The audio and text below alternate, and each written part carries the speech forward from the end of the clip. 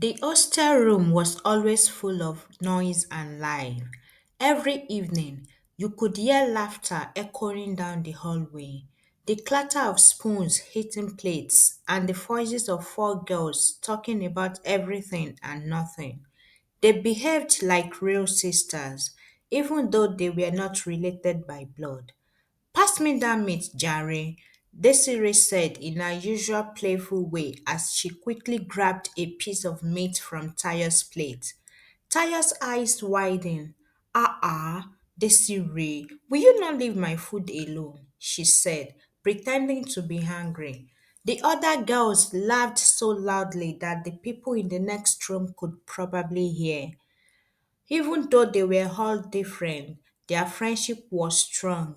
Shalakbe was the gentle and calm one. She didn't like trouble and always spoke softly. Sheyu was the boldest and she said whatever was on her mind and wasn't afraid of anybody. Desiree was the dramatic one, always acting, always exaggerating, and always ready to make the others laugh. And Tayo was the peacekeeper. She knew how to settle fights, calm her friends down, and make everyone happy again. Together, the four girls were inseparable. They studied together, ate together, gossiped together, and stayed up late telling stories. Their hostel room was messy sometimes, noisy most of the time, and it was always filled with love. But their strong friendship was tested the day Sholakwe met Yemi. Yemi was not a student at the university. He worked in town as an aluminium apprentice, learning how to make windows, doors, and roofing sheets. The first time Shalakwe saw him, it was nothing special. She was just passing by with her friends when he greeted them politely. But after that day, things slowly began to change. Yemi had a warm smile that made people feel comfortable and he was always respectful. He didn't talk too much, but when he spoke, his voice was calm and sincere. He started showing up around the hostel area more often, pretending he was just passing by, but everyone knew he wanted to see Sholakbe.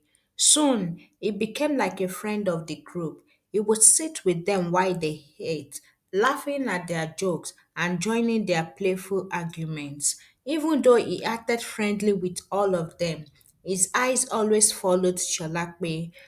Whenever she spoke, he listened carefully. Whenever she laughed, he smiled even wider. One evening, after spending time with the girls, Yemi asked Sholakbe to walk with him for a bit.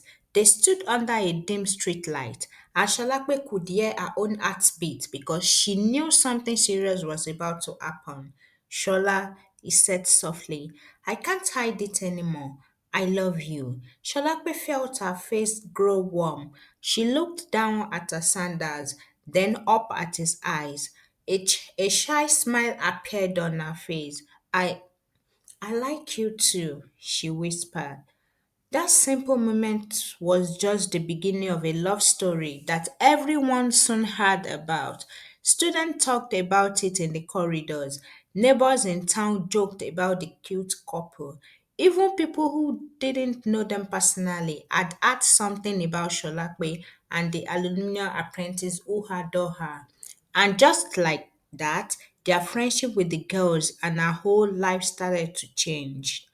Months after graduation, Sholakbe sat at the hostel bed, staring at the pregnancy test strip. Her hands trembled.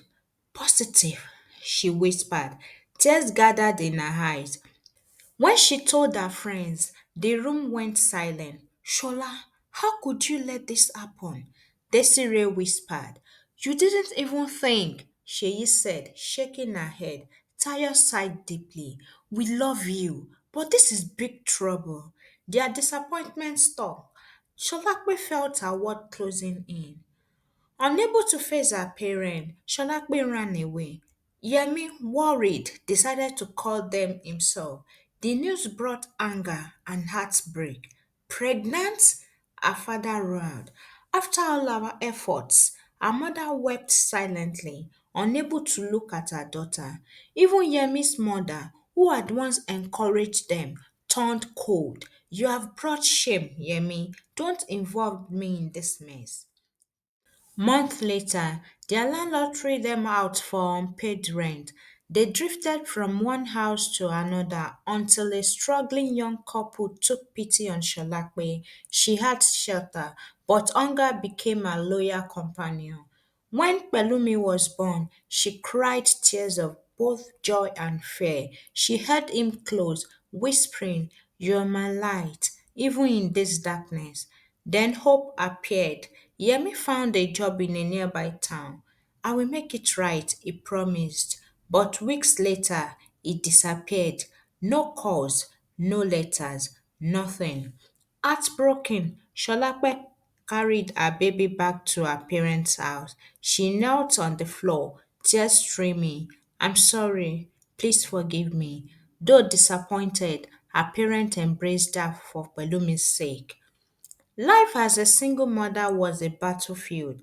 Pelumi cried at night, demanding food, clothes, and care. Sholape worked as a cleaner, a market seller, and a washerwoman. Insults follow her everywhere. "Is this the girl who had big dreams in school?" One woman mocked. She kept her head down. For Pelumi, she told herself. Then a family friend mentioned a job abroad.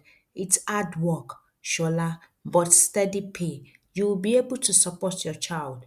Without hesitation, she agreed. With a heavy heart, she left Pelumi with her parents. On the plane, tears soaked down her pillow. "My son, I will come back for you." 8 years later, Yemi sat restless in a small workshop. Regret haunted him. He returned to town, asking everywhere, "Do you know where Shalakwe is? Please, our family," he begged, but no one knew. His mother, full of guilt, tried to. "We were wrong, Yemi. We failed her." But every lead ended in silence. For a year, he searched until exhaustion broke him. "Maybe fate will bring her back to me," he sighed. News of his search reached Sholakpe abroad. She shook her head. "No, that door is closed forever." She blocked every path that could lead him to Aho Pelumi. After 12 long years, Sholape returned, stronger, wiser. She rented an apartment, opened a small food business, and most importantly, reunited with Pelumi, now 15, tall and bright-eyed. Their bond was unshakable. At night, they would sit together. "Mom," Pelumi said, resting his head on her shoulder, "thank you for never giving up on me." Her eyes filled with tears. "It was all for you." Faith smiled again when she met Oladotun, an old schoolmate. They laughed over memories of hostel days, and slowly friendship grew into love. One evening, Oladotun knelt with a ring. "Shola, let me give you the love you deserve." "Yes," she whispered through tears. Belumi was thrilled. "Mom, this man makes you happy. You deserve happiness." And I finally have a daddy. Their wedding was small but joyous. Their home soon filled with laughter, warmth, and peace. Far away, Yemi sat outside his workshop, watching the sunset. His face bore lines of regrets. He had searched once, prayed, and waited, but now he knew it was too late. He had whispers of Sholape return, a thriving business, a marriage. His heart broke, but he wasn't angry. He had no right. At He thought of Pelumi, the son he never raised. Did the boy even know his father's name? Did he hate him? Questions without answers.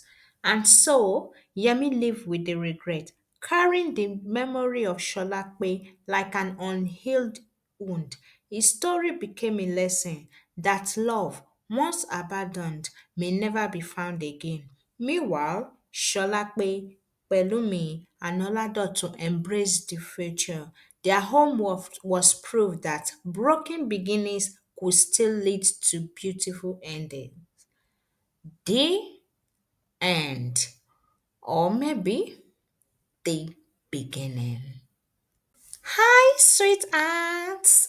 Thank you so much for watching my story today. I really appreciate every single one of you. If you loved it, smash that like button, share it with your friends and family, and don't forget to subscribe so as to support me. I also want to hear from you. So please drop a comment below and tell me what you think or which story you want next. Thanks again for being part of this journey. See you in my next story. I love you. Bye.